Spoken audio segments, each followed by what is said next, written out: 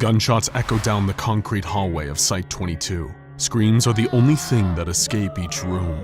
A team of men in all black combat gear and masks move from one section of the complex to the next. Pietro Wilson hides in his office, listening to the cries for mercy of his colleagues. He shakes uncontrollably with fear. Who are they?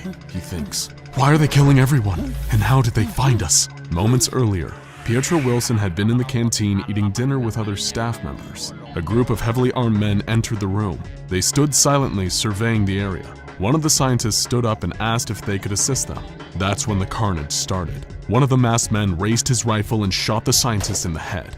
Chaos broke out as the other mercenaries raised their weapons and began firing. Bullets flew everywhere, and Pietro was lucky not to be struck or trampled as he escaped out the back door of the cafeteria. He ran to his office, slammed the door shut, and hid under his desk. Now he sits on the floor, with his legs pulled up to his chest, shaking uncontrollably.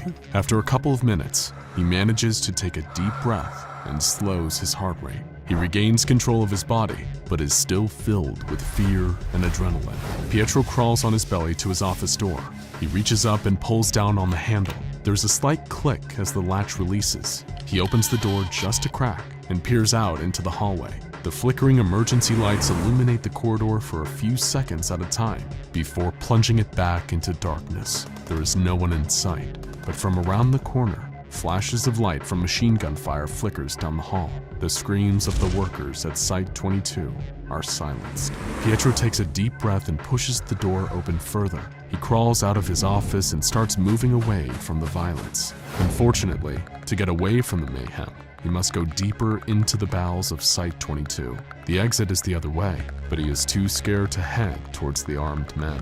He stands up and brushes the dirt from his blue technician jumpsuit. The lights flicker off. The hallway goes dark.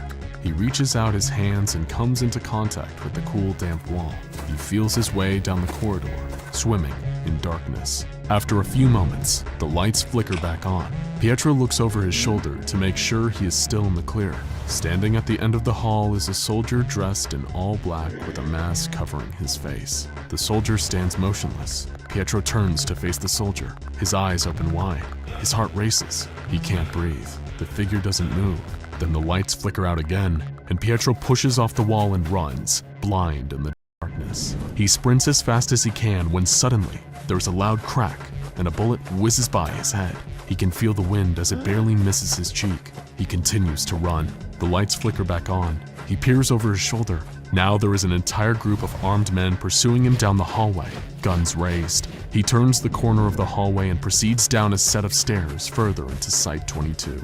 At the bottom of the stairway, there is a short corridor with a door at the end of it. There's nowhere else to go. He pulls a key card out of his pocket and fumbles it. The card falls to the ground. Pietro bends down to pick it up, and as he leans over, a bullet whizzes past where his head had just been. The projectile embeds itself into the metal door. He scoops his keycard up off the ground and shoves it against the scanner. The door unlocks, and he dashes into the room. He quickly turns and shuts the door. It locks automatically. The last thing he sees is the assassins running towards the door. The lights flicker on in the room where Pietro stands. The room has only one door, no windows and no vents. It is completely isolated. In the middle of the room is scp-5000. He knew there was an SCP in this room that was designated scp-5000, but he never knew what it actually was. Here he is now, staring at it, a strange-looking mechanical harness hanging in the middle of the room. Suddenly, loud banging at the door fills the room. The armed men are trying to break in. It is only a matter of time before they pry the door open. With nowhere to go, Pietro Wilson knows that he is dead. He looks at SCP-5000 and shakes his head. "What do I have to lose?" he says out loud. "Only your life," a voice in his head responds. He walks over to SCP-5000 and pulls it down from where it is hanging. It is heavy. On the mechanical suit are symbols he does not recognize.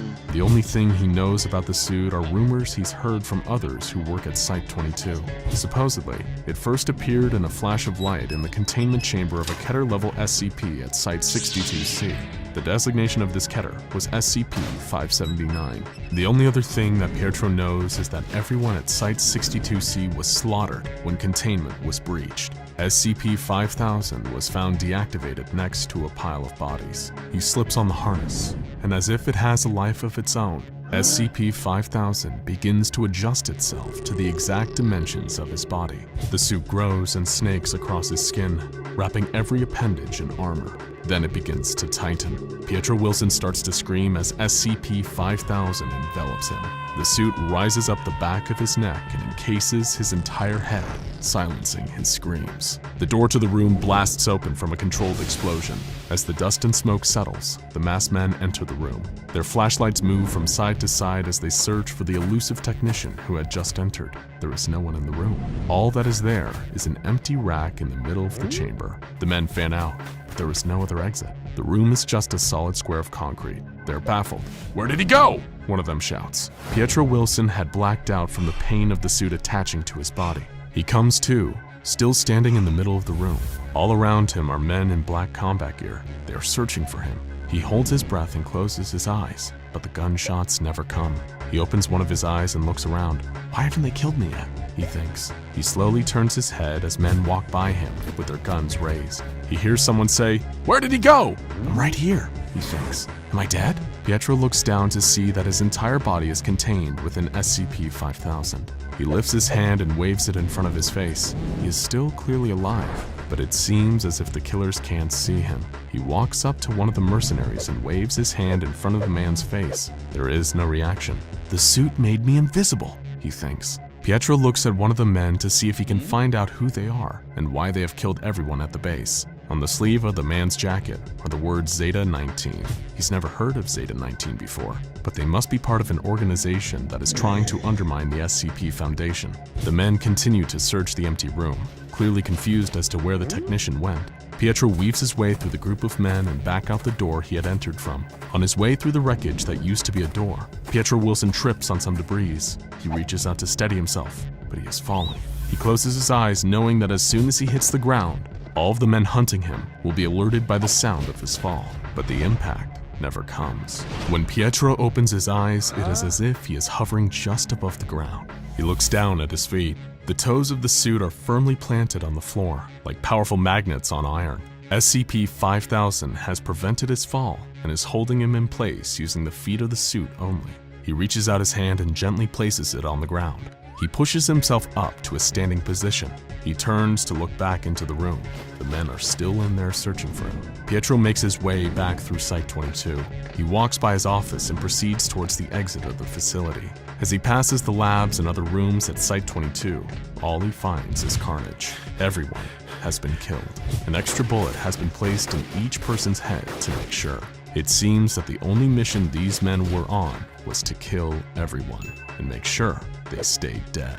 He continues towards the exit of Site-22 that is guarded by two men. As he approaches the two heavily armed men, Pietro makes sure to be as quiet as possible. This is not a difficult task, as the SCP-5000 has given him stealth capabilities. He notices that even his footsteps aren't giving off any sound.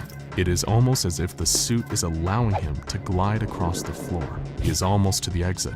Then he will be home free. He takes a deep breath, turns sideways, and squeezes past the two men guarding the doorway. Just as he is about to leave this nightmare behind, one of the guards turns unexpectedly. The man's shoulder runs directly into Pietro Wilson, throwing him off balance. He is knocked into the second guard. Both of the men scream, "What is that?" One of them shouts. They begin to raise their guns on the invisible object that just bumped into them. It's then that SCP-5000 takes over Pietro's body. The suit raises his arm and grabs one of the men by the throat. With a squeeze, the man's larynx is instantly crushed. Then the suit twists slightly and snaps the man's neck. It turns to face the second man. Even the black mask the man is wearing can't hide the look of terror on his face. But Pietro has no control over what SCP-5000 is doing. He has never killed before. The suit launches Pietro's body into the second man, pinning him against the wall.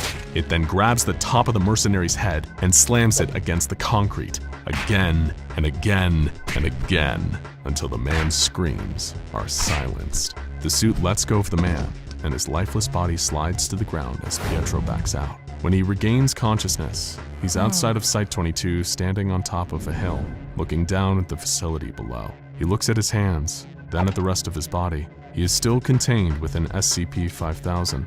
There is a flash of light, and a heads-up display comes on. He doesn't recognize any of the symbols, but as his eyes move from one area of the screen to the next, the symbols become highlighted. Before his eyes, certain symbols began to translate into words he can read. One of the symbols now says, "Journal entry." Unsure of what else to do, Pietro begins recounting what happened to him at Site-22. He makes his way through the desert towards the nearest SCP-Foundation safe house. He knows once there, he'll be able to reach out to his superiors for help and further orders. Maybe he can even find a way to get SCP-5000 to release him. As he trudges along, Pietro Wilson notices that his brain is telling him he is thirsty, but the vitals on the suit's heads-up display say that he is in good health. In fact, he is better than good. His vitals are all perfect. The suit seems to be giving him all the nutrients his body needs. It has even fixed his busted knee that was injured back in college playing football. The joint itself has somehow been healed. Pietro finally reaches the safe house and opens the door. It is quiet and dusty. It looks as if no one has been there in years. He walks over to the communication station and tries to contact the Foundation, but all he gets is static. He gives up and walks over to the TV.